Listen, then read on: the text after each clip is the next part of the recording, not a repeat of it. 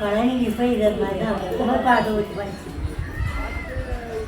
ഈ കണക്കിന് പഴനി പോയി കഴിഞ്ഞാൽ എൻ്റെ അവസ്ഥ എന്തായിരിക്കും എന്നാണ് കേട്ടോ തമിഴ് അമ്മ എൻ്റെ അടുത്ത് ചോദിച്ചത്. അമ്മമ്മയ്ക്ക് അറിയത്തില്ലല്ലോ ഞാനങ്ങ് കേരളത്തിൽ കൊല്ലം ജില്ലയിൽ കരുനാഗപ്പള്ളി ഇതും ബൈക്കിലാണ് ഇവിടം വരെ വന്നതെന്നുള്ളതും അത്രയും റൗണ്ട് അടിച്ച് ഫുള്ള് സ്ട്രെയിൻ അടിച്ചിട്ടാണ് ഇവിടെ വരെ എത്തിയത്. പിന്നെ അതിലെല്ലാം ഉപരി ഇത്രയും സ്റ്റെപ്പ് കയറാൻ ഞാൻ അനുഭവിക്കുന്ന പെടാപ്പാട് എനിക്ക് മാത്രമേ അറിയത്തുള്ളൂ. നമ്മൾ റീൽസിലൊക്കെ കാണുന്ന ഒരു ഹാഫ് സാരി ധാവണി പട്ടുപാവാട സാരിയൊക്കെ ഉടുത്തിട്ട് കാണുന്ന ആ ഒരു റീല് മാത്രമല്ല കേട്ടോ, ഇതിനിങ്ങനെ ഒരു വശം കൂടിയാണ് നമ്മൾ ഇത്രയും സ്റ്റെപ്പ് കയറുന്നത്.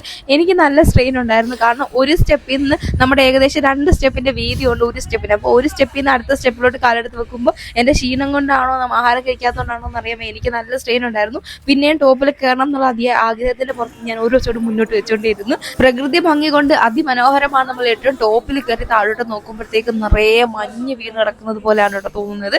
ഇതിനപ്പുറത്ത് നമുക്ക് റോഡ് വഴി അല്ലാതെ നമുക്ക് സ്റ്റെപ്പ് കയറാതെ വരാനുള്ള ഒരു ഓപ്ഷനും കൂടി ഉണ്ട് കേട്ടോ. തമിഴ്നാട്ടിലെ തിരുനെൽവേലി ജില്ലയിലെ തെങ്കാശി താലൂക്കിൽ പൻപൊഴി എന്ന സ്ഥലത്ത് സ്ഥിതി ചെയ്യുന്ന മുരുകൻ ക്ഷേത്രമാണ് തിരുമലൈക്കോവിൽ.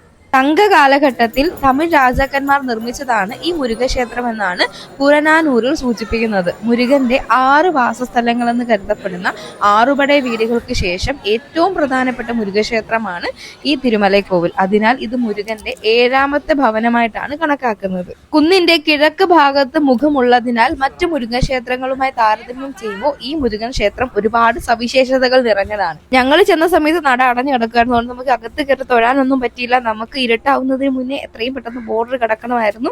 അപ്പോൾ അടുത്ത തവണ എന്തായാലും നമുക്ക് തൊഴണം എന്നുള്ളൊരു ലക്ഷ്യത്തോടു കൂടി തന്നെ വരണം എന്നാണ് കേട്ടോ മനസ്സിലാഗ്രഹം. അത്രേ ഉള്ളൂ. ടാറ്റാ.